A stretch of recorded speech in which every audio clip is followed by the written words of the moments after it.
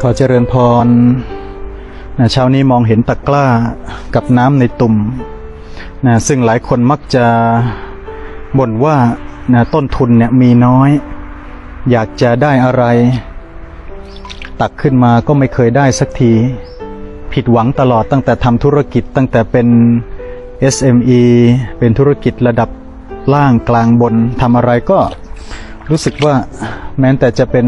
O-Top ผมก็ยังไปไม่รอดไม่เคยได้อะไรเลยขาดทุนตลอดทำอะไรแล้วก็ไม่เคยได้อะไร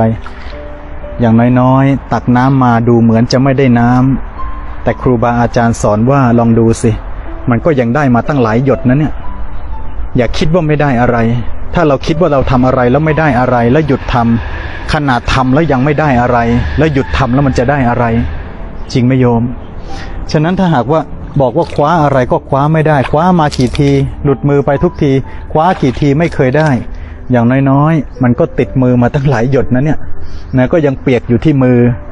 คืออย่างน้อยมันต้องได้บ้างชีวิตที่เคยล้มอย่างน้อยๆได้แผลมาก็ได้แผลมาเตือนใจว่าจะไม่ล้มซ้ำปากแตกมาก็รู้ว่าปากมันจะต้องไม่แตกซ้ำอย่างนี้ถ้าคิดว่าจะไม่ได้อะไรเลยก็ขอให้มองว่าอย่าหยุดทำนะไม่มีใครเลยในโลกนี้ที่ว่าหยุดทำแล้วจะได้อะไร